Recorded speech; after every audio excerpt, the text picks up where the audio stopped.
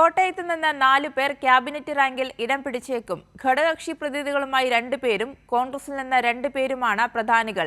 സാമുദായിക സമവാക്യങ്ങളും ഈ വിഷയത്തിൽ നിർണായകമാകും. തിരുവഞ്ചൂർ രാധാകൃഷ്ണൻ, മോൻസ് ജോസഫ്, മാണി സി കാപ്പൻ, ചാണ്ടി ഉമ്മൻ ഉൾപ്പെടെയുള്ളവരുടെ പേരുകളാണ് ക്യാബിനറ്റ് റാങ്കിലേക്ക് കോട്ടയം ജില്ലയിൽ നിന്നും പറഞ്ഞു കേൾക്കുന്നത്. തിരുവഞ്ചൂർ രാധാകൃഷ്ണൻ സ്പീക്കറാകാനുള്ള സാധ്യതയും തള്ളിക്കളയാൻ കഴിയില്ല.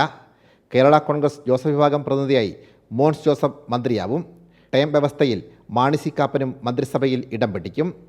സാമുദായിക സമവാക്യങ്ങൾ കൂടി കണക്കിലെടുത്താൽ ഓർത്തഡോക്സ് സഭാംഗമായ ചാണ്ടി ഉമ്മനും മന്ത്രിസഭയിൽ ഉണ്ടാകും. DCC പ്രസിഡന്റ് നാട്ടകം സുരേഷും ഈഴവ പ്രാതിനിധ്യം മുതലെടുത്ത് മന്ത്രിയാവാൻ ചരടുവലികൾ നടത്തുന്നുണ്ട്. എന്നാൽ M. ലിജു, ബിന്ദു കൃഷ്ണ ഉൾപ്പെടെയുള്ളവർക്കാവും ഈ വിഭാഗത്തിൽ നിന്നും പ്രഥമ പരിഗണന ലഭിക്കുക. മുൻപ് ഉമ്മൻചാണ്ടി, KM മാണി, തിരുവഞ്ചൂർ രാധാകൃഷ്ണൻ, മോൻസ് ജോസഫ് ഉൾപ്പെടെയുള്ള 4 പേർ ഒരേ സമയം ജില്ലയിൽ നിന്നും മന്ത്രിമാരായിരുന്നു. അതിൻ്റെ ഒരു തനിയാവർത്തനം എന്ന നിലയിൽ ഇക്കുറിയും 4 പേർ ജില്ലയിൽ നിന്നും മന്ത്രിമാരായേക്കാം. സാംജിത് ആർപ്പൂക്കരയ്ക്കൊപ്പം സനോജ് സുരേന്ദ്രൻ, കൈരളി ന്യൂസ്, കോട്ടയം.